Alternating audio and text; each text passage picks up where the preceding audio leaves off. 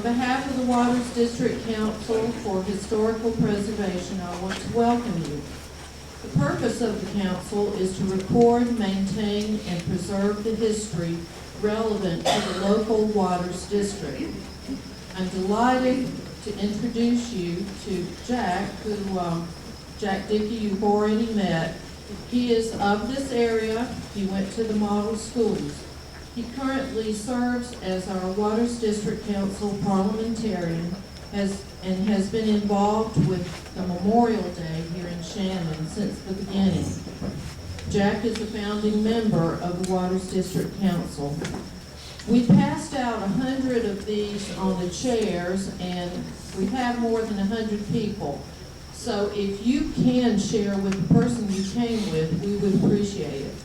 You can always look at our website.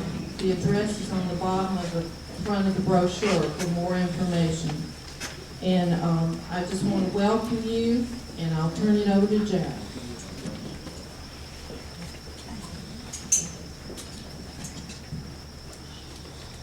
Thanks, Jennifer. I want to move right along here and get to the main thing here, which is going to be Dr. Holly's presentation. But I want to take this occasion to tell you what the Waters District Council on Historical Preservation is. We started this about 5 years ago, and one of the main things that we do here is to sponsor a Memorial Day program. And right over here, just across the park here, where the flagpole is over there, there is a monument erected there that was erected in 1946. And it became the first World War II monument in the nation. And so we have a very good crowd there every year, probably about twice as many as we've got here at this event. And we have usually have very good speakers. For the last 3 years, we've had generals to give our presentation over there for Memorial Day. And last year, we had a general there that was there in 1946 when they made the initial ceremony over there, and the monument was first dedicated. And he was there because 30 Boy Scouts was in it, and he was one of them. He was a second-class Boy Scout. He came back to us last year as a 3-star general. And so we have a very significant service there. I want to encourage everyone to come. It'll be on Memorial Day at 12 noon. Every year, Memorial Day, 12 noon, and we like to think it's one of the best memorial services for Memorial Day that we have in the area. And so I cordially invite you for that. Now, the other thing that we do, as our name implies, is historical preservation. And if you don't preserve our heritage and these historical things, then they kind of disappear. So, that's one of the things that we organize it for. Because we have several firsts here, like the first World War II monument I was just telling you about, the Berry water wheel, that the real picturesque big old 42-foot water wheel is out at Berry. That water wheel came from here at Hermitage. It was built here, and in later years, Martha Berry wanted it, and so it was given to her, and they took it out there and re-erected it. So that water wheel came from this area right here, from what used to be the Ridge Valley Iron Works, which later changed into mining aluminum instead of iron ore, because the first aluminum, or first bauxite, that was found in America was found right over here at the base of this mountain, about probably a mile and a half, 2 miles from here. And then they quit fooling with iron over there and started working with bauxite, and it became Republic Mining Company. And then it turned into the Alcoa or American Aluminum Company. So that was another person we had here. And several others that are very interesting historical things. And we have a program here once a quarter. This one is a special one that we did tonight. It's not one of our scheduled programs, but the other ones are very interesting. And we encourage you to come to those. We have a website, Waters District Council for Historical Preservation. Just Google that up, and all the schedule for our upcoming meetings and all on that website. And we cordially invite you to come to those meetings and be part of it. And not only I think you will enjoy it, but maybe you can contribute to our historical significance of things here. And so just want to invite you to come here. Another one of the things here at historical is this scout cabin over here. Now, this is sort of an addition to the scout cabin here, but it's the log building next to it. It's the third one that was built. The first Boy Scout leader here was a man named Sherman Williams. He went by Shag Williams. You'll notice where he turned in out here, that's what this park's named. And so Shag built the first log cabin, him and his boys, over here on this mountain. And it got burned. And then they decided to build it back right here because it was here where the mill and all could watch out for. And so it was built there. And then when it burned along about 1990, and we got ready to build it back, here comes Shag again with 5 of his old scouts still after all these years. And they had part in building of this building over here that's here now. So if you get a chance, just walk across here into the other building and join this one. And it's a very picturesque interior in that log building. And there's also a large, I guess you'd call it a mural. It wouldn't be murals, but what do you call a group of? Timeline. Yeah, a timeline of photographs about the history of this place. It's mounted on the wall as you go between the two buildings here. So browse around those, get a chance when we get done here.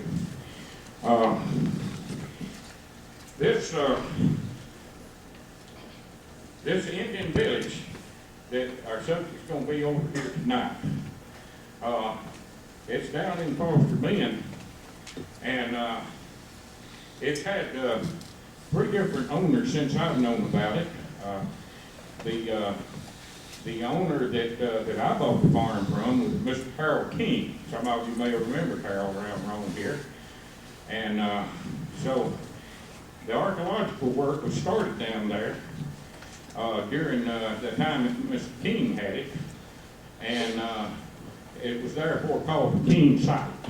That's where that name came from.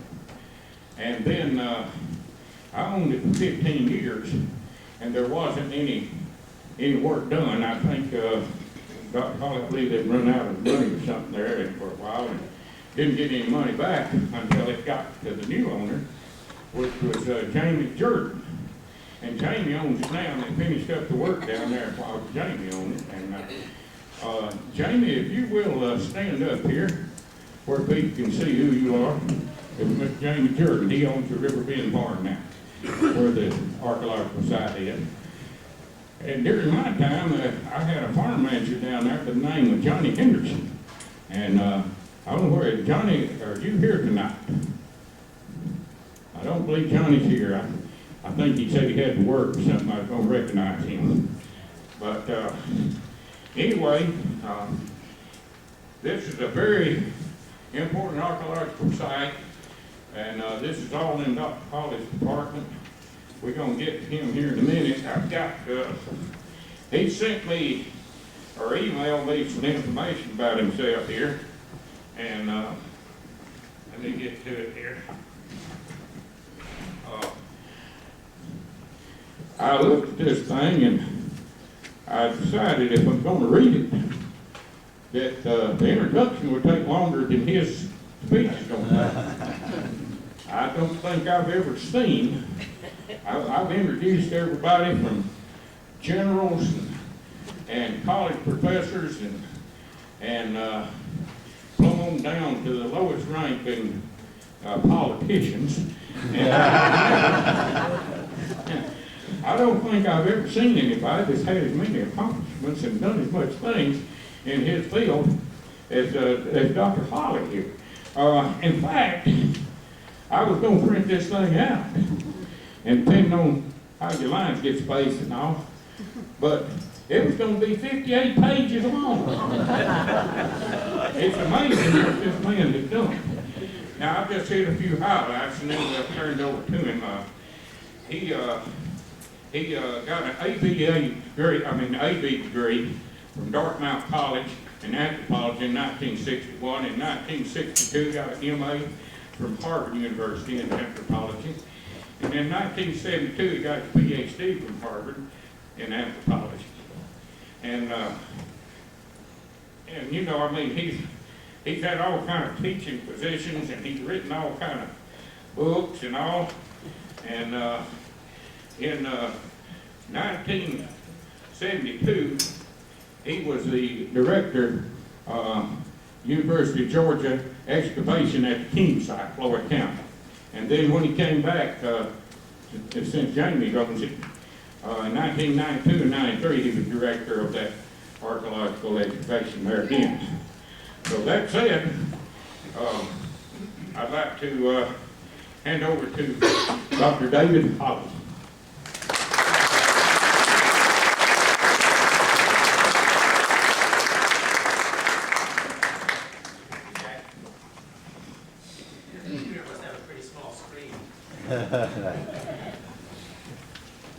I'd rather speak without a mic, so, but if you have trouble hearing me, speak up or raise your hand and I'll grab the mic, okay? All ready?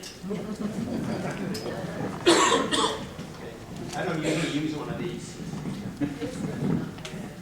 Can you hear me okay now? Yeah. Let's turn our cell phones off. Okay.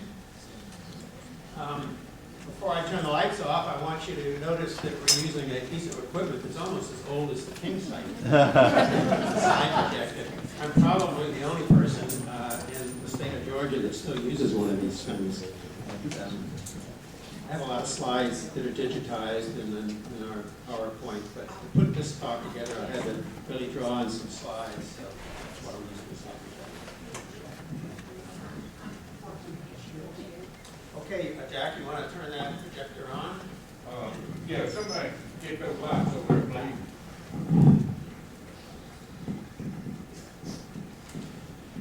I do have a lot to talk about, and I'll try to, I'll probably skip over some things that I was going to cover, but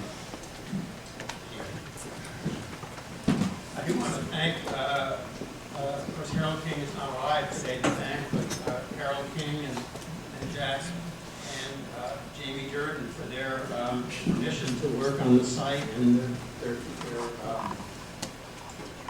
custodianship of the site. They've done a great service, I think, at least to archaeology. I'm not, do I need to hold it like this? Do you hear me? Yeah. That's good. I'm sorry. Okay, I'm going to cover three main topics in this paper. First of all, I'm going to describe the King site as an archaeological site, and then I'm going to, as well as discuss how we excavated it, and then what we've learned from the site. That's going to be about the first 2/3 of my talk. Then I'm going to talk about, I'm going to put the King site into a larger, it's not working. I'm going to put the King site then into a larger historical context, how it relates to the other archaeological populations around it in the 16th century. And then the third thing I'll do, I will talk about the King site relative to the Spanish expeditions of Fernando de Soto and Tristan de Luna. Can you hear me now? Yeah.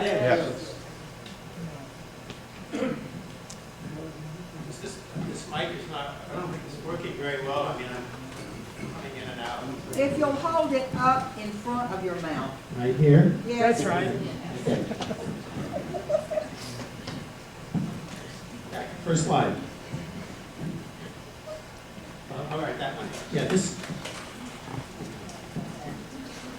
The previous slide showed where the king site is, and we'll just leave it go. This is a picture taken in 1974 of, or 73 of the Foster's Bend, where the site is located. It's a very large bend in the Coosa River and very fertile land. Next. This is the second slide. Next slide, Jack.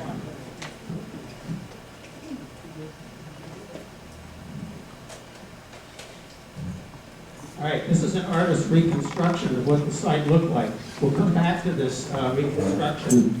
We'll come back to this reconstruction later. But this shows you some of the general characteristics of it. It's a fortified town. You can see the ditch and the palisade. It's defending it. The defensive perimeter right on the edge of the river.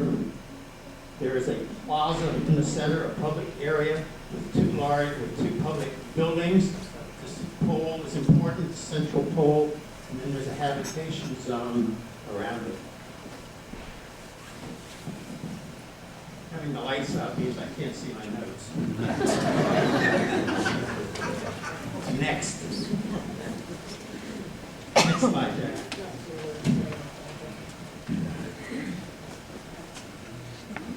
That one last long enough. All right, thank you.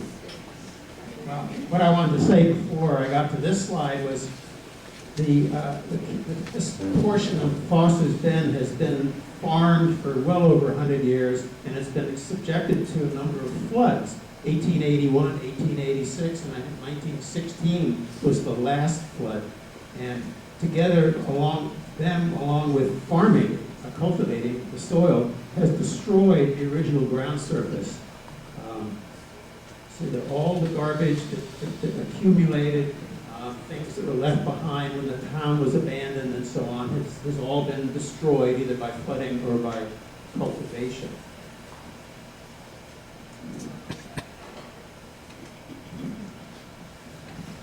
We call this kind of site a plow zone site. There's the plow zone, about 8 inches of soil. To expose what's left of the site, you remove that plow zone and you expose these dark stains in the underlying, what we call subsoil. Okay? I'm sorry, can you go back, Jack? And here are some of these stains. These little circles are post holes. This is where there were wooden posts stuck into the ground, and eventually they either rotted or burned or were pulled out, and some of the original midden refuse soil was incorporated into the fill, and that's why it's a darker color. These are burial pits. It's about, let's see, there's two there, one there, and one back there. So these are the kinds of features that we're finding at this site when we strip the plow zone off. Next, Jack. Here's a house, the remnants of a house.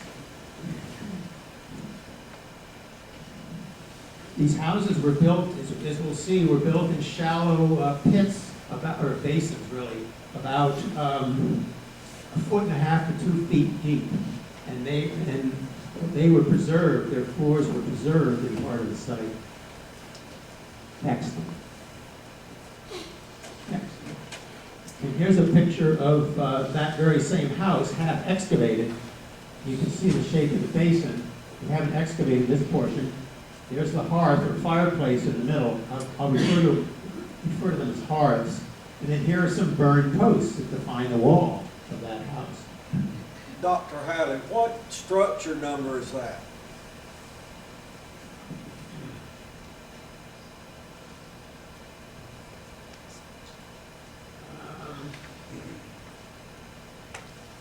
I think it's 8. Structure 8, I believe. Thank you. I prepared a lot of things. I had to go over my my book even, to remember a lot of things about the site. I found up that for that information. Next. Next slide. Real quickly, we used, to remove part of this plow zone, we used a drag pan. Now, those are those large, heavy pieces of equipment that we had this big bucket in between the back wheels and the front wheels. And then for the fine removal of soil, when we got down close to the subsoil, we used this, which I think is known as a Fresno scraper. But with that piece of equipment, we could strip about an inch or two very carefully off the site. Next.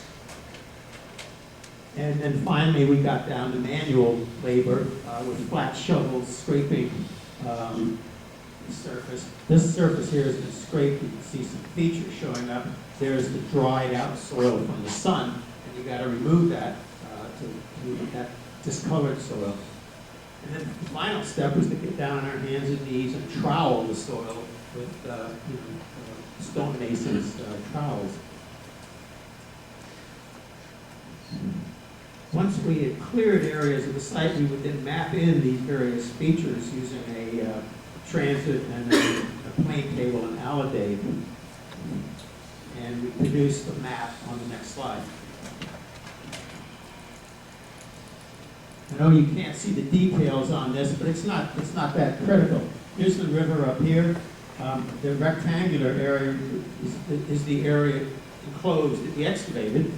Here's our ditch coming down here. You can see a little bit of the palisade line running along there. All these little dots are those kinds of stains that I showed you in the previous slide. The house that we saw, I believe, is this one right here. You can see these clusters of post holes that represent houses. Where's the plaza, the barrel 34 and 15 the plaza? Where is that, Here's sir? the plaza right here. I'll show you that in the next slide. I just wanted you to see this is a map of the actual features that we recorded. These are contour lines here that show the elevation of the subsoil once we had removed the plow zone. And I know you can't see the numbers, but this is the highest part of the site right here, and this is the lowest part. And the river came across here several times and removed more soil. That's why you don't see any houses down here. The palisade disappears here. So this part of the site is largely destroyed, and we couldn't map it. There was no sense in excavating it, but we did encounter the ditch over there. So, next slide. Okay, here's again the artist's reconstruction. Let me point out, and it's a pretty accurate reconstruction. It was done by an artist for the National Park Service. And it's based on the map that I just showed you. Notice how steep the roofs are on these houses. We haven't drawn as thatched roofs.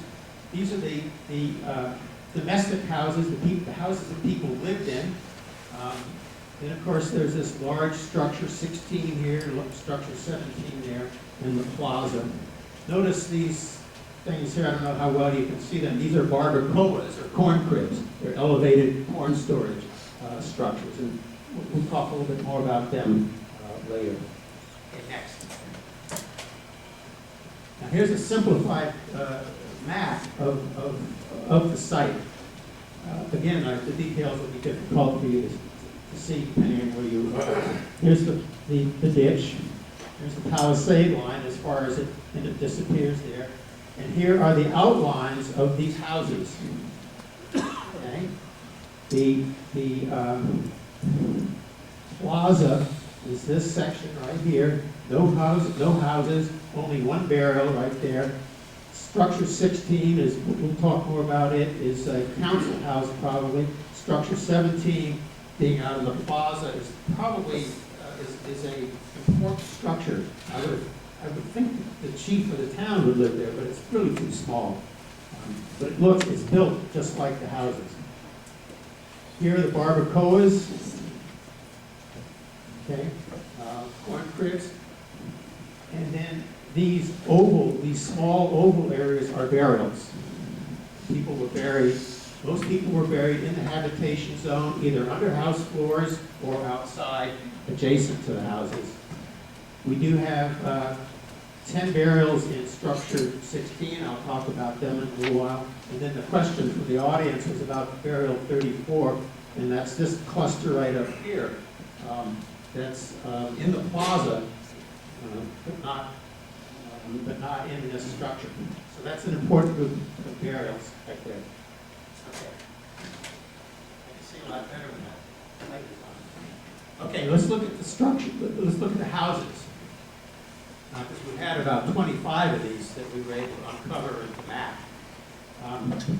This shows, this is an actual map of the post holes and so on. Now I've drawn, this line I've drawn with a computer just to show the wall outline, okay? But here are post holes, and the ones with the dark color in them actually had burned posts still in them. So you have a square house with round corners. You have an entrance passageway, and I'll show you a reconstruction of what that looked like. You entered through here. There's a hearth in the middle and an area of fired soil around it that relates to cooking, but we won't go into that. And then the outer part, so there's a central part of the floor which is defined by these 4 posts, and then there are small walls that come out to the posts that are sort of that split the house floor up into alcoves where there were benches and sleeping quarters. Again, I'll show you. Oh, okay. And then in the far corner there was a burial. This is structure 4 that Pat Garrow excavated in 1973. I meant to mention the fact that Pat worked at the site from 71 to 74 before I came on the scene. But you can see the outline of the basin. There's the hearth. The dark soil, it represents the fact that this house burned, so that's all charred roof material and so on. Here are 1, 2, 3 walls that divided that exterior floor area up. There's a pot, another pot, and there's a stone, a grinding stone. And both of these pots have lost the tops because the plow came along and just sheared them off. And these walls here would have been about 3 or 4 feet tall. Dr. Halley, that particular number 4 was thought to have been maybe built even during historic, correct? It was actually younger than... The whole site is historic. The whole site Yes, is sir, but wasn't that particular number 4 supposedly younger than any? No. No. I did need to tell you to, I can't take questions now, because I have a lot to cover, but if you do have a question about something you don't understand, please feel free to ask me, okay? All right, here's an artist's reconstruction of a house. This was done by a technical illustrator, and it's pretty good, except he had a little bit of problem with the perspective, but hey, okay. So what's interesting about it is how tall it was. And this is the slope of the roof is actually based on an early French picture of a Natchez house in the Lower Mississippi Valley. It's about 60-degree slope on these things. If you got a thatched roof, you need a slope that much, and you're going to have your roof is going to leak. We've drawn this one with a bark roof. So here's your entrance passage. You have to crawl down and duck walk through to get in. We tried to show that this house is below ground a little bit, but it doesn't work out very well. The earth from this basin is piled up on the outside, which would help to insulate the structure from heat and cold in the winter and the summer. Here are these walls I was talking about with beds and benches.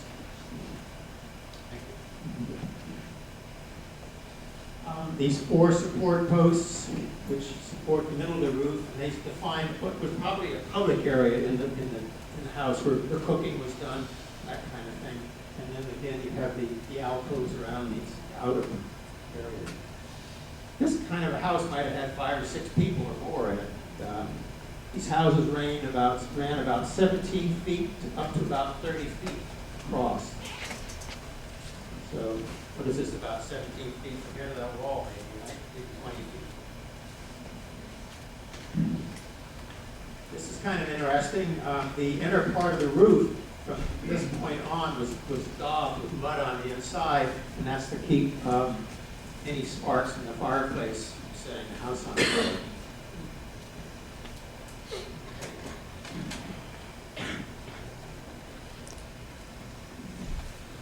I tell you, I spent 10 years writing this site up. I did other things as well, but over a period of 10 years. And a lot of the time I was bored out of my mind. Because there was, you had 25 structures to describe, you got 215 barrels to describe, but periodically something would happen that would say, wow, make you say, wow, that is really cool. All right, I'm leading you into this. If you count the post holes in the wall, there's about 28 of them. And when I counted the post holes from all the houses, they turned out to be either 28 or 32 in number. Even though these houses vary from 17 feet square to 30 feet square. Okay? So you could not explain the number of posts by the need to support more roof or anything like that. What we have here is a symbolic emphasis here. We don't do much in our own society with the symbolism of our houses. We put a Christmas tree up on a building, a public building. That's about as close as we come to trying to put some ritual, symbolic meaning into the house. 28 divided by 4 walls. 28 comes out to 7 posts per wall per side of the house. 4 is a sacred number among almost all American Indian groups. The 4 cardinal directions. The number of times rituals are performed. You never perform a ritual once, you always perform it 4 times. 7 is at least a southeastern sacred number. The Cherokee had 7 clans. Creek warriors waited 7 days before they went out on the warpath. Between the time they decided to go on the warpath and the time they set out, it was 7 days elapsed. I've written down here a couple other things. 4 and 7 are sacred numbers. 8, I had a little trouble finding evidence for 8 as a sacred number, but all the council houses that I've looked at, the Cherokee council houses of the 18th century, the council houses at the King site, all have 8 posts.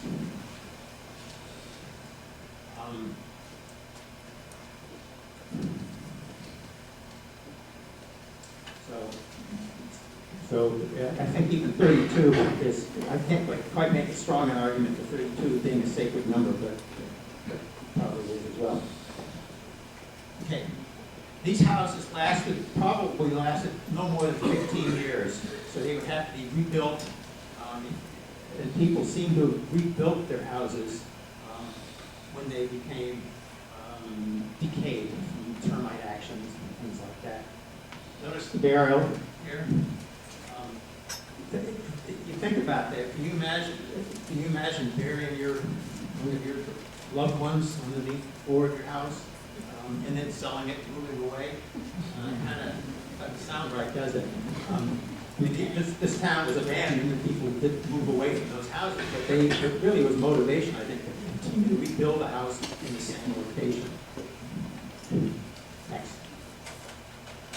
And here's an example of a house that's been rebuilt one time. This is the house that I showed you the slides of earlier.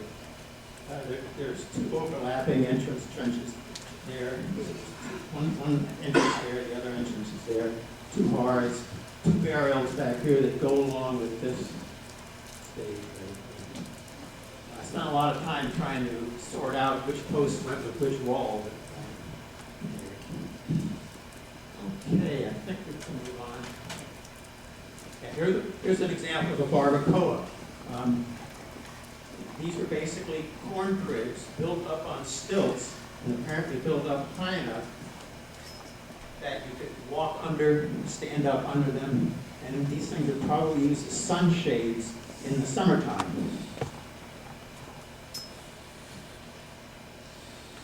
And just like the regular houses, these were rebuilt multiple times, and they also buried some of their dead underneath those barbacoas. The term barbacoa comes from the Caribbean. The Spanish brought it in the southeast. The Caribbean island Indians used that term, barbacoa, to refer to their corn cribs. Next. All right, here's structure 17, the large structure in the northern end of the plaza. It's got 8, that one's been messed up. It's got 8 posts supporting the interior of the ceiling. There are about 44 posts around its perimeter, and that's, you can work out a sacred number 2, 7 in each wall and 4 in the corners. Something like that comes out to 44. The burials here are kind of interesting. There's 10 of them. We were able to sex about 7 of them. Using the bone, we were able to determine whether they were male or female, and all 7 were male. So probably these are all male burials. They're not especially richly endowed with artifacts, so I don't know exactly why they were buried there, but they probably were drawn from across the community, from different houses throughout the town. So this then would be equivalent to a Creek or Cherokee council house of the 18th century. And all these posts that are running like this, that line's not very good, is another one, probably supported a series of bleachers. So this area here would be open, but this area here would be filled with bleachers, 2 or 3 levels of benches, if you will. And we know from 18th century council houses that visitors would be put up, be allowed to sleep in these benches, especially in the wintertime, when it would be warm in a council house.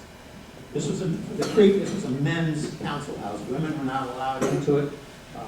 But it was sort of a clubhouse for men as well. Cherokee allowed women, some women, into their council houses. I'll talk about those women in a little bit.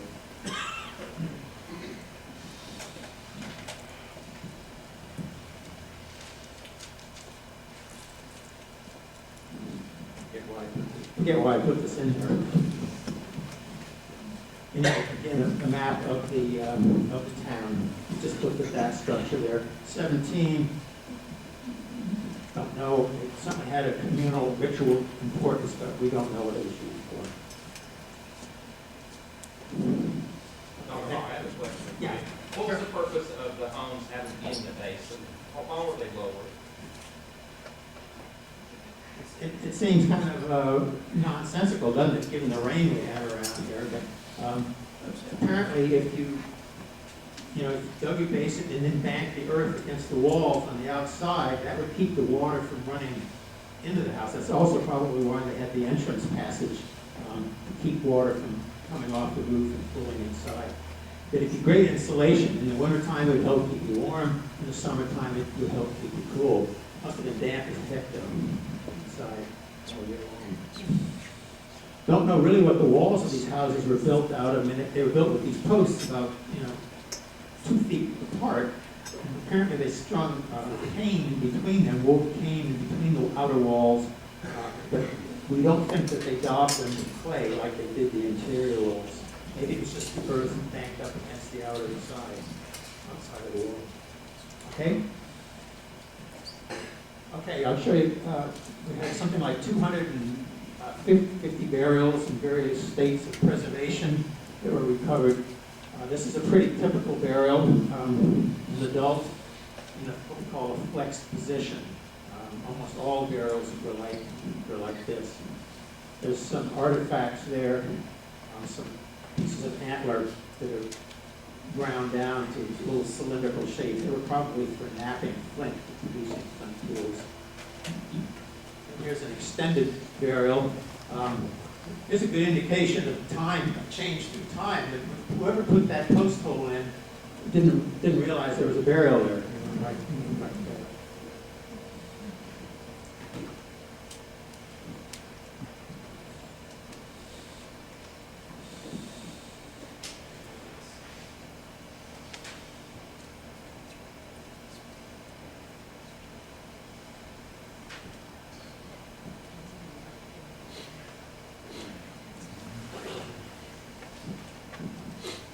Next.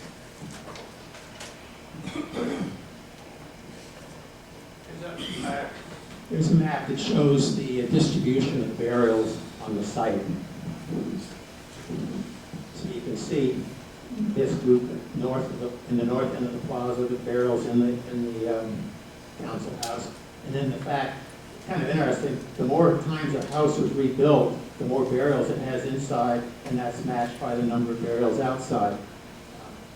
That same phenomenon up here, these burials right up here are part of that house.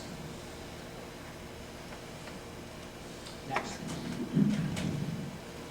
Okay, some of the kinds of art, I'll just run through a couple of slides showing you the kinds of things that were placed in burials. There's a pottery vessel, rather small, since it was used in cooking. It's nice that it has soot around the shoulder. Next. Next. This is a flint knapping kit. Raw material, hammer stones, and a grinding stone that were used by men to produce flint tools called flint knapper kits. And we found about 8 to 10, I forget exactly how many, but in male burials, adult male burials.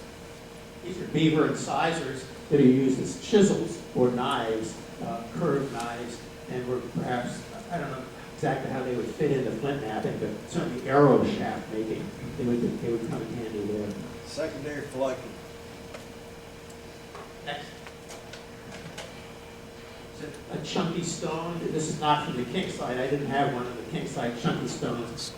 These are gaming stones that are about 6 inches, maybe 4 inches in diameter, and they were used in a game that, in the plaza that was involved rolling them along the ground, and competitors would throw javelin types of spears at them. So you wanted your spear to land closest to where the stone came to a stop and fell over. Next. This is a very fancy axe, if you will, what we call a spatula-shaped axe. We only had 2 of these from the site, both of them with high-ranking males. Next. Next. Shell beads made out of busy conch shell from the Gulf. It would have looked much nicer in pristine condition. Next. Also from the conch shell, 2 ear pins that people wore in the lobe of their ear. See how long those are, about 2 inches long. Next. A shell gorget, in this case depicting a rattlesnake. You can see the head, the eye, and there's the mouth, a little inverted. And the body. Here's the body. You see the scale markings, and there's the rattles on the end. These are very good markers for the mid-16th century. This one is gorgeous. They would be worn on the chest. Okay, the next thing we're going to look at is the whole question of households. We looked at the winter houses, the houses that people lived in. But what kind of people, what kind of a group lived in these houses? And we use the term household to refer to the occupants of a house. Households are generally defined as that group of people who typically live together, sleep together, and consume food and carry out other domestic tasks as a group. Now, of course, in our society, households are typically a father and mother and their children, maybe grandparents. But in a lot of societies, households can be much larger and have even non-related people living in them.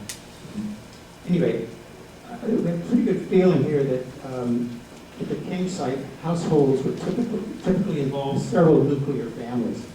And this is the best example of a household that we have. This structure, this one, and this one all focus on this little plaza right here with a nice barbacoa in the center. This is a multi-stage, 3 stages of that house. 1 stage here, 1 stage of construction there, 1 construction stage there. So we think, unfortunately, we don't have entrance trenches for these 2 structures, but they almost certainly went this way. This one here is focused to the south, belongs to another household. Next. And again, just using the well-preserved houses we have at the King site, I was able to tentatively identify 1, 2, 3, 4, 5, 6 different households. This is the one we just looked at. This one has just 2 structures. Each of these would have had a nuclear family in it.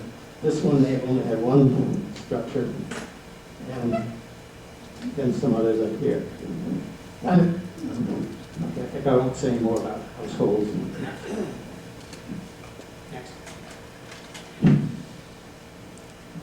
Okay, we don't have any statistics, we don't have any vertical stratigraphy at the King site because of the nature of the way the site was only occupied for a short period of time, and then plowing and erosion removed that surface. And yet, we're pretty certain that this town was in existence for 50 years or so, 40 to 50 years. So what can we say about where this town came from? What was its origin? How did it grow? Did it change through time? And so I want to talk about that briefly. 3 types of evidence I can use to talk about the history of the town. One type of evidence is shown here. These are houses that are too close together that cannot be contemporary. This is one house rebuilt, but this house is too close to it. These houses are too close. These houses are too close. So not all of these houses that we excavated and recorded were occupied at the same time. Next. We also have a number of cases where houses overlap burials. I don't show the burials on this slide, but these particular ones that are shaded had burials under the walls that clearly predate them. Next. And then the final evidence that we use are these structures here that were built more than one time. Four stages, 4, 3, 4 stages. If you add 10, 12, 15 years for each of those, you're looking at a household, or at least a house that's in existence for 40 to 50 years. Whereas other houses are only 1 stage, so they may have been built later or earlier, but were not occupied during the entire site period. Using this kind of information, okay, here's a structure that's been rebuilt. This is structure 2, I believe, 1. Number 1 starts out this large, and when it's rebuilt the first time, it gets much smaller. Next. This structure here starts out over here, and when they rebuilt it the first time, it moves about 17 feet and changes its orientation. So all those structures that I pointed out in the previous slide that had 3 or 4 constructions undergo some major change in them, either size, orientation, or movement of more than 2 or 3 feet between their first construction stage and their second stage. And that's important. I'll come back to that in a minute. Next. Okay, this is what I think the site looked like when it was founded. These are, all 4 of those houses had 4 stages of construction, so they've been around quite a long time. The King site area, Foster's Bend, was not occupied for over 100 years prior to the King site's existence. So the people who lived at the King site came from somewhere else. And I'm arguing that it began, don't forget about this one, it began when families came to settle Foster's Bend. And these are the houses they lived in, they built.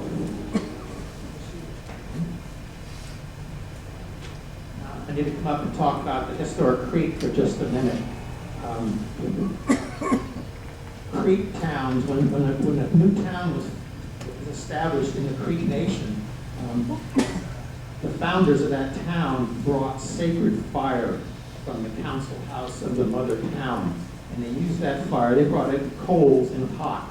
Okay? They brought it to the new town, to the council house in the new town, and they lit the sacred fire in the new town. But it was a direct lineal descendant of the fire in the mother town. So we know from that the Creeks were the descendants of these people at the king site. We know that the Creeks were very interested in formally establishing or founding a community. And they did, in addition to the sacred fire, they must have built a council house, because you couldn't have a functioning community without a council house in the end. And you had to set up the plaza for ceremonies, and they probably put that big post in the center of the town as well. We might come back and talk about that in a minute. Next. All right, this is what I think the town looked like 10 to 15 years then after those first households, those first houses, first families arrived. These are those houses. They've either moved, they've either gotten smaller as this one has, or they've changed their orientation and moved it this way, as that one did. Okay? And then other houses have been added. Now, I don't mean to imply that all these new families came just in one day or 1 year. They probably trickled in over a period of time. But at some point, the king site had to be started as an official, formal town. Fire would have been brought there. A council house was built. This post was set up in the middle of the town, and they built a defensive perimeter around it. Once you build that perimeter, that constricts where you can build houses. Okay? And also, if you haven't already noticed, the houses tend to be oriented with the nearest palisade wall. Until you come down to the corner, then they begin to, they still are oriented, but they're not north-south oriented. Okay? So some of the movements, like the shifting in the orientation of the structure, occurred because the site had been laid out in the north-south grid. Next. Okay, after that, we get the growth of households, daughters marrying, bringing in their husbands, and this household grows. These houses are added to it, these two are added, and so on. So these represent later additions. Notice how these are all smaller houses.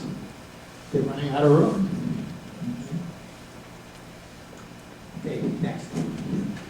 And then the final stage of the site, I think, is represented by, namely, by this structure, structure 23, which had 4 stages. Next. And this is that structure right here. They can change the orientation of the structure because there's no longer a town.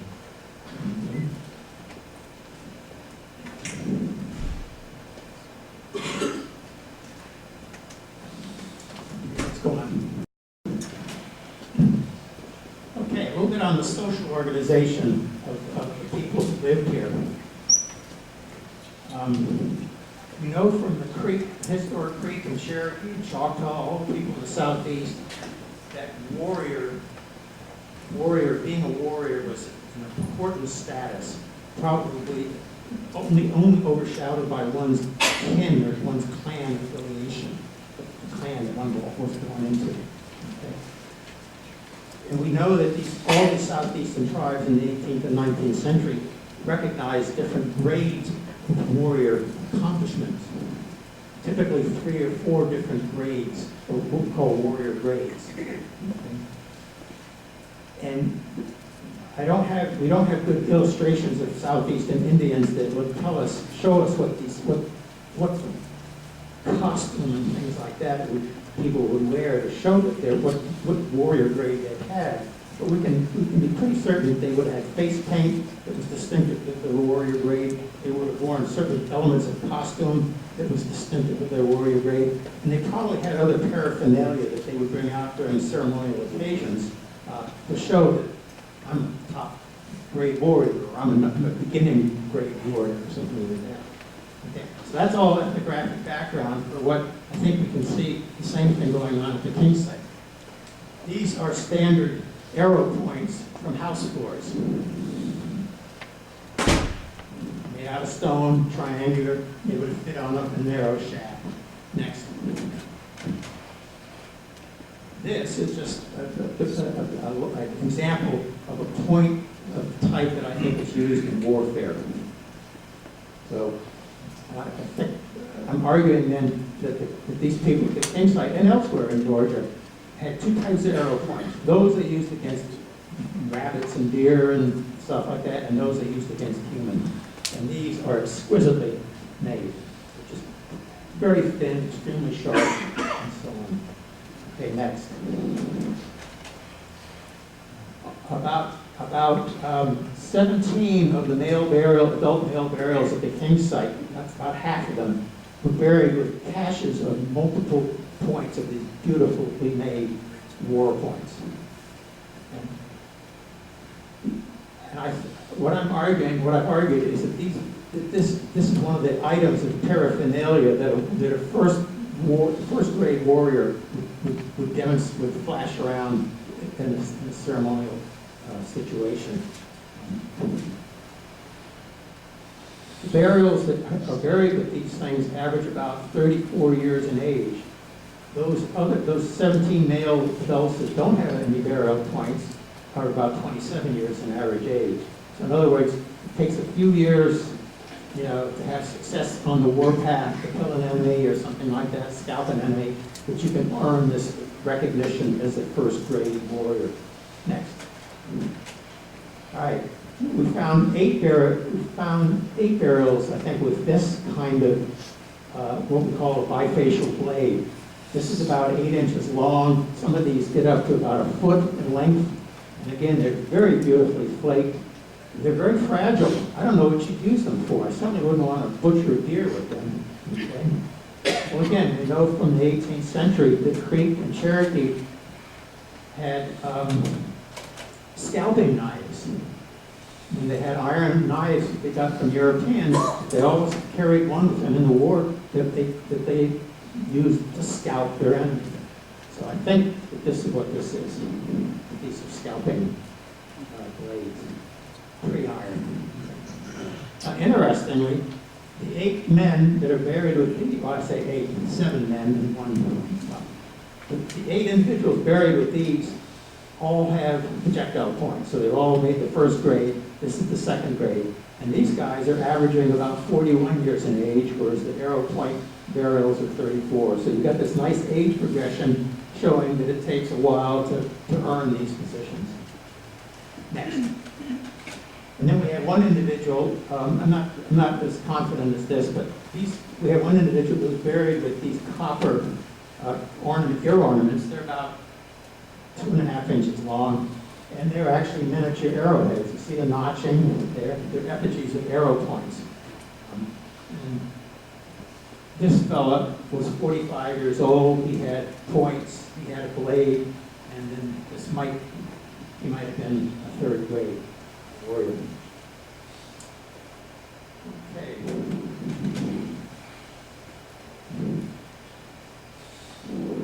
This is burial 92. He is the fanciest burial at the site. He is also one of the earliest burials. He was buried in that house up in the northern end of the site, structure 15.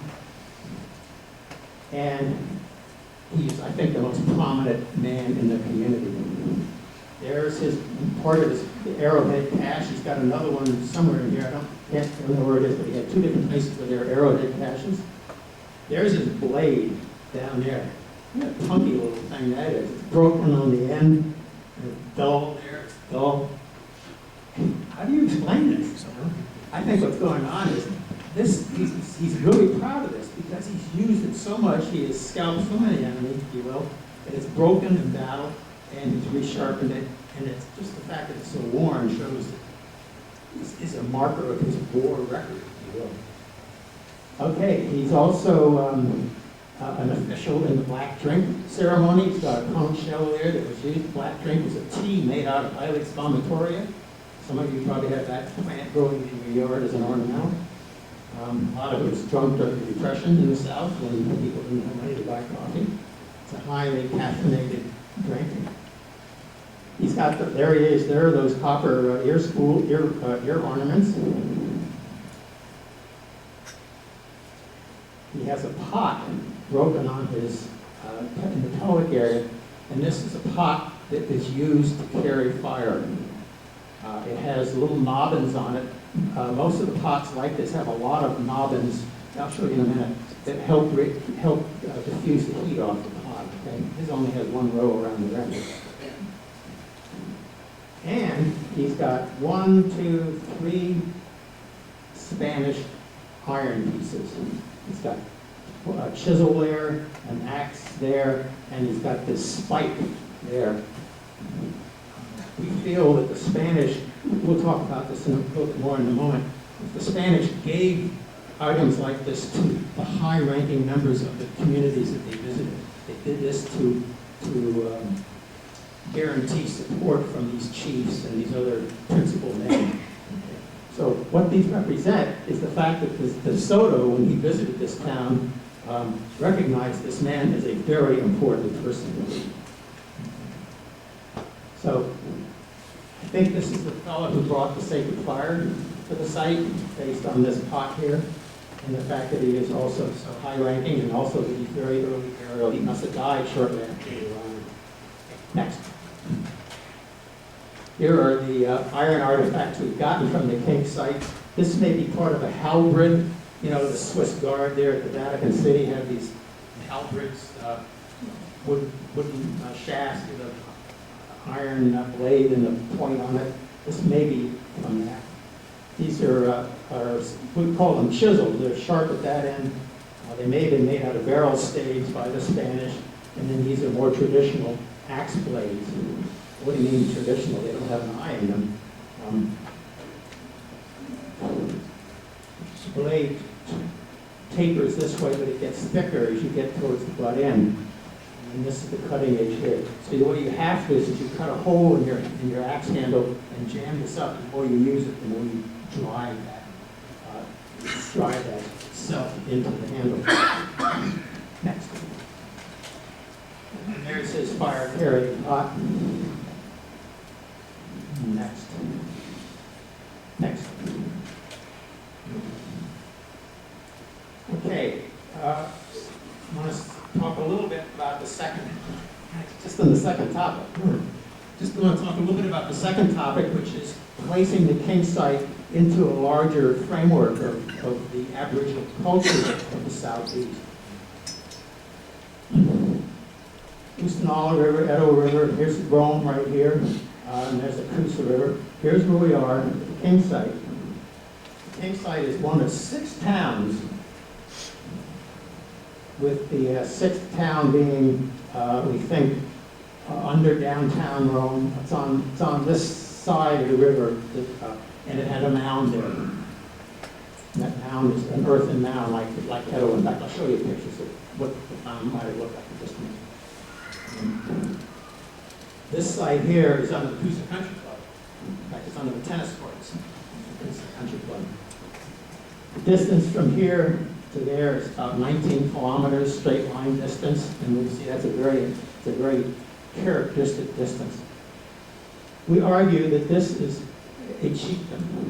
This is a politically independent society made up of 6 towns administered by the chief who lives at the mound site. Okay. Each of these towns had its own village chief. We just saw burial 92, the village chief of King. We've not found these burials because these sites have not been excavated, nor is this one here, but they're probably there, the town chiefs. But the chief himself would have resided at the mound site. If he's anything like the Natchez chiefs over in Natchez, Mississippi, he was divine. He was considered descended from the gods. In fact, like your Egyptian pharaohs or your Hawaiian chiefs. In the case of the Southeast, the chief would have been descended from the sun directly. Inherited matrilineally from mother to son, from mother to sister to next generation. Next. So here's the Mound A and Mound B in Etowah. This is a little larger than your average Mississippian late prehistoric mound site, but it's a site like this that the chief for the Coosa polity, the chieftain, would have lived at. Next. In fact, here's an artist's aerial view of the Etowah site. Etowah River, there's your ditch and palisade, the ditch around it. There's Mound A, the big mound, a plaza, 2 other smaller mounds, and then the habitation zone. That's a 23-acre site. But it's sites like this that would be where the chief of all the many, many chiefdoms that existed in the southeast at the time of the sale, where they would have lived, where important rituals, political events would have all occurred at sites like this. Next. Okay, here's a map of 1, 2, 3, 4, 5, 6, 7 clusters of towns and mound sites that have all produced 16th century Spanish material. You see they're along the Tennessee River, Little Tennessee, the Hiwassee, the Chattanooga. Here's the Coosawhattie River, the Little Egypt site right there. Here's our Coosa province, or Rome province that we've been talking about with Kings there.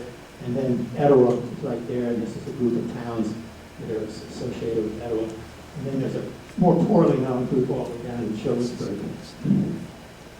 What this map shows you several things. It shows you the distance separating these chiefdoms, okay? And they really were spatially separated from one another. And they apparently fought each other all the time and tried to conquer each other, so the distances were useful. The palisades around the village were useful as well. When DeSoto passed through this area in 1540, he came this way, stopped at Carter's Dam at the Little Egypt site. He spent that was the chieftain of Coosa that he heard about all the way down in Milledgeville, Georgia. He heard about this very powerful chief of Coosa, and so they stayed there for several days. And then from there they went down to Itaba, chieftain of Itaba, Etowah, Tawa, Etowah. It's the same name, just a slightly different pronunciation. And then from there, they went down the Coosa River and stopped at what is probably Ulibahali, is the name that DeSoto used for some sort of a town or chieftain along the Coosa River. So probably the one that was Queen site.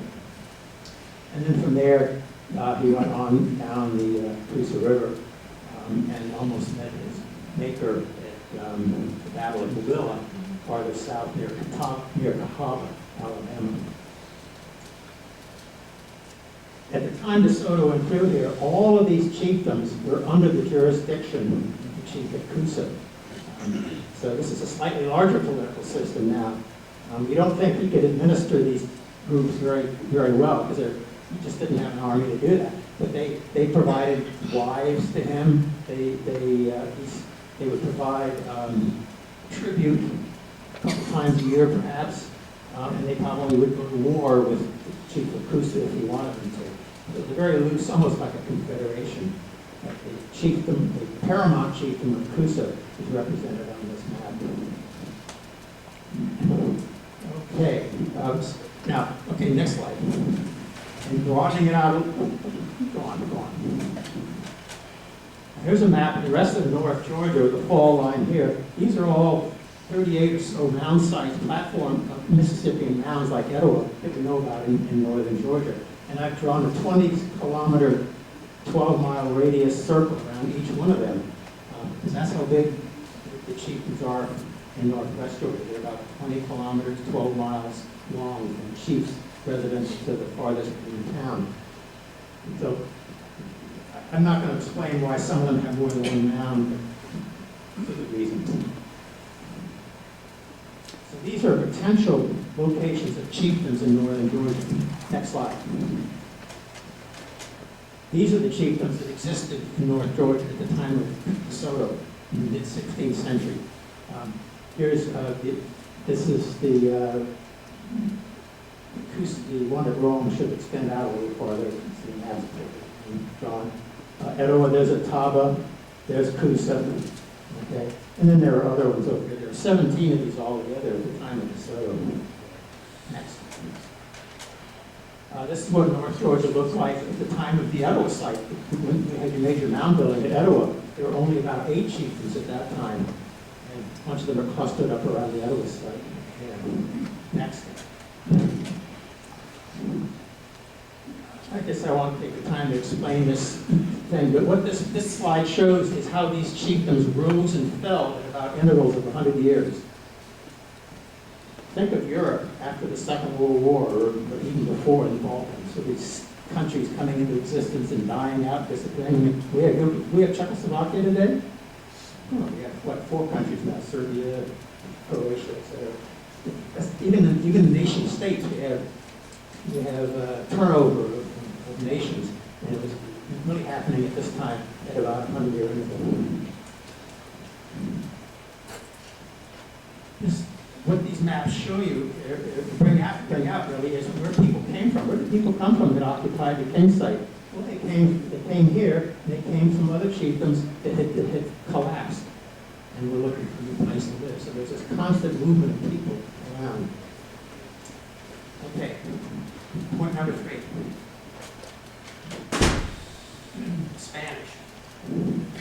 This is the route of DeSoto as reconstructed by Charles Hudson, who was at the University of Georgia for many years, and is, along with his colleagues, is responsible for accurately mapping the DeSoto route, starting down here near Tampa, coming up through Tallahassee and Gainesville, coming up close to Reynolds, Georgia, where at that point they go up to the fall line. HSC is where Macon is. Okute is, that chieftain there is where Greensboro, Georgia is. And then from there, they got lost trying to get over here to Copa Cherokee because there was nobody along the Savannah River. Anyway, they get up into the mountains, and then they come down, and there's Coosa, there's Catawba, Woolley-Lahali, and these are the first towns, the first chieftains that he encounters that are part of the Coosa Paramountcy, and it extended all the way down to Tallahassee. And then there's Mobile, where there was a big battle in which DeSoto lost a lot of men and horses and equipment and so on. 20 years after DeSoto, Tristan de Luna, another Spaniard, led an expedition to found a colony. DeSoto was just out looking for gold and stuff. He'd been with Pizarro in Peru and had made out literally a bandit. Became very wealthy with all the gold and silver that he stole from the natives down there. And he hoped to do the same thing here. And of course, he died somewhere over here in 1543, never having found more than a few pearls with holes drilled through them out of the Indians' stone necklaces. Luna, on the other hand, was supposed to set up a colony. He lands here in 1560 with about 1,000 inhabitants, including 200 Aztec. That colony, he came from Mexico, and he brought 200 Aztec with him as part of that colony. I don't know if they were slaves or soldiers or what, but they came with him. He didn't unpack his 5 boats very quickly, and a week after they landed, a hurricane destroyed all his boats, all of his ships. So all the supplies are lost. He's got 1,000 people he's got to support. There's not much agriculture down here on the coast. They quickly wore out their welcome, took all the food they could from the natives. Anyway, that was in 1559. In 1560, he sends one of his lieutenants up to Coosa to get food. We're trying to figure out how to get food. But DeSoto had waxed so positively about how wealthy Coosa was that the Luna thought he'd go there and try to get food. So the Luna comes up into our territory and almost certainly visited the King site. Next. Here are just a couple slides of the kinds of artifacts that we found. There are more Spanish 16th century artifacts in North Georgia than probably anywhere else in the U.S., except maybe in the Southwest. It's really incredible because of both Luna and DeSoto. Here are some glass beads that are the kinds of things that the type that DeSoto might have given to Indian leaders. He also gave cloth. Next. showed you the iron artifacts. They were very, very popular. Knives, scissors, axe blades and stuff like that. We've got probably 30 of those from the Kusawati Battle. This was found, this is a little different. This was found at the leak site, which is about a mile from Etowah. And we found this in the plow zone. It's only about an inch there and there. It's a copper backing, and then there are these gold leaf. This is the only gold in the U.S. that I know about. It's aboriginal. It's not even aboriginal, but it comes from an aboriginal site. Gold leaf, and then there's cloisonne paint, fired paint that's placed inside, and there would have been a green cloisonne around the outer edge. Next. Oh, that was such a junky piece of stuff that when the student brought it to me and showed me, I said, where'd you get this piece of 5 and 10 cent store jewelry? And I almost chucked it in the bin. But 6 months later, down in Tallahassee at the Motor State Museum, they had an exhibit of Spanish 16th century material. This is a book class from Concepcion de la Vega, a town on San Domingo Island dating to the 1550s, early 1560s. And it's identical. Not in terms of its overall size, but this little flower thing here. And next.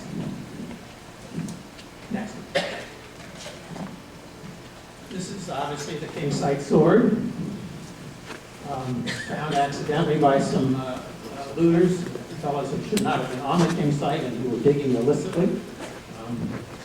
But it's basically a complete sword. I mean, the tip is gone, and part of the ivory or whatever you might put it down, the handle is gone. But it's a hilted sword. We've had it looked at by professional museum people who deal with European armor, and it's probably not Spanish, but more likely built and made in Italy, northern Italy, or Germany, Austria area. Back in the 16th century, the armament business was pretty widespread, and things were made. There were places that specialized in armament, and their stuff got used all over the world. Hey, it's like we look at the news today on television, we see AK-47s being used all over the place. You see M15s being used. So we have the same thing today. This was probably not a gift by DeSoto. This was probably taken by a native, a resident of the king site at a battle. It's probably a battlefield pickup. He probably killed the Spaniard and took his sword. And this may have come from the Battle of Movilla. It took place a couple of weeks after DeSoto left the king site area. Okay, I know I've kept you a long time. I know you've had trouble hearing me, understanding what I'm saying, because I've had trouble with this. But I have one more artifact to show you, which is, I think, incredible. Next. Well, there's the hill. Next. That's very impressive, isn't it? That's a piece of copper, okay? And if you look closely, you have to really look closely, you might see some incised lines on it. This piece of copper is about that big. And next slide.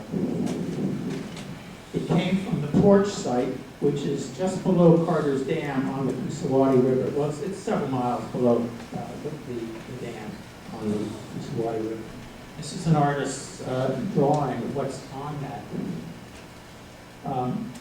Is that style of decoration? No, if you know for sure, don't answer. But the rest of you, does that style of drawing look at all familiar to you? Not bad. It looks European, doesn't it? Indians in the southeast did a lot of work with sheet copper, but they embossed it. They pressed their designs in from the back, so you raised it. They did not incise decoration. This is an incised decoration. This is Aztec. You go look at any illustration of an Aztec codicil or an Aztec document, and you'll see people portrayed just like this, portrayed in profile. The hair on this guy is so classic. Like the cloak, This is a classic thing. It illustrates, it's a tear in her dress. It illustrates that she's poor or from common, but well, really bad. So you got a woman here, she's holding a flower. Here's a man, here's a boy or a man, and he's holding a torch. And what is this? Well, it looks like he's got a cloven hoof, right, and horns, so it's some sort of a mythological being, probably. We think this is the Virgin of Guadalupe story. Anybody been to Mexico City and gone to the cathedral or the chapel of the Virgin of Guadalupe? Mexicans will go on their hands and knees for several hundred yards to get to the chapel and to see the crucifix and so on. This chapel in Mexico City is where an Aztec boy saw the Virgin. He saw her twice. The first time he went and told the bishop, shooed him away, said, come on, you're just making this up. The second time he saw her in the wintertime, and she gave him a flower. And the bishop believed him at that point. So this was an important event in the Catholic Church. So we think that's what this is portraying. This came from Mexico. We thought originally it came with a priest. He picked up several priests in Mexico when he went, Luna did. This is from the Luna expedition.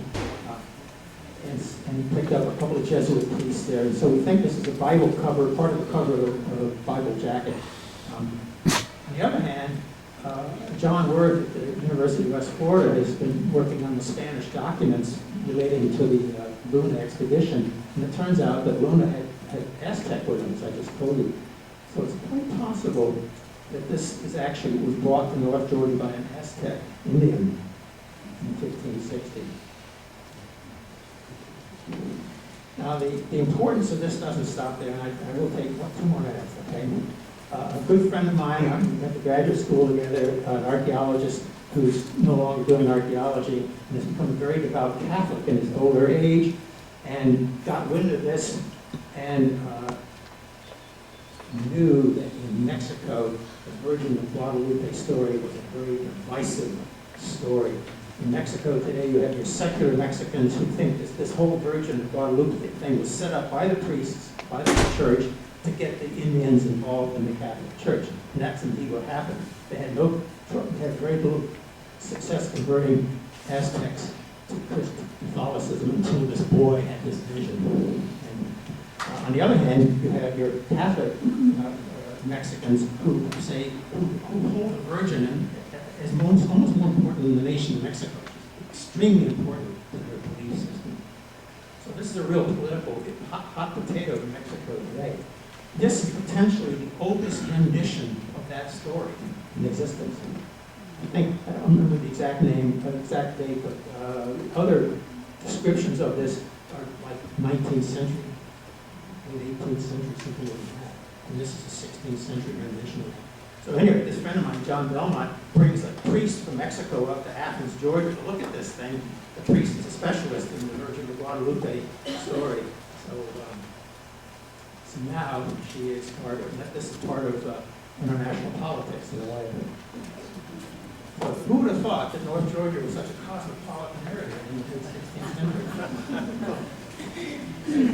Thank you.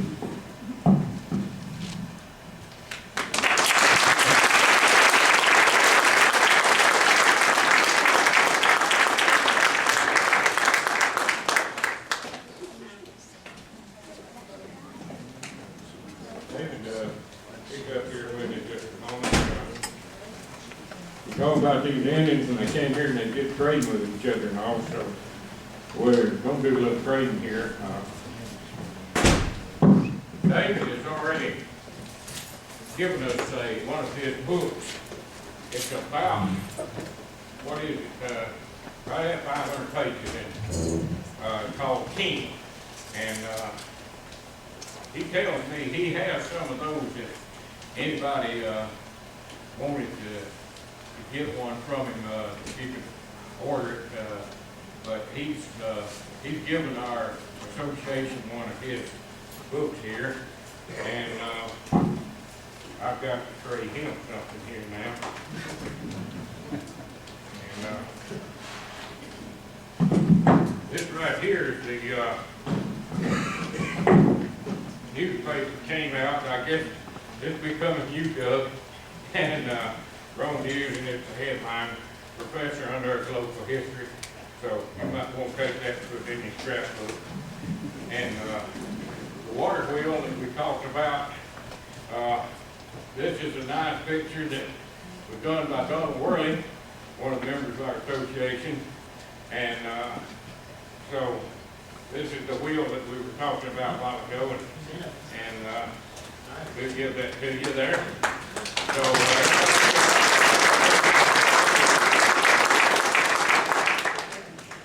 and again, we would like for you to come back. Go to our website, just Google in Water District Council Historic Preservation and get pretty close to that. Just don't come up. And our schedule's on there. And we would love to have you come up and be with us more as we continue preserving our history and our heritage and discovering things. And, so it's been a right successful night, I think. I'm sorry that our sound system gave a little bit of trouble. We just thought we got it just higher. That's one of the things. You can't set these things out in the floor and people can't hear through all those legs back through there. But anyway, I guess we're dismissed now. And again, if you'd like to step over and see the scout cabin, loaf around here, talk. Yeah, I got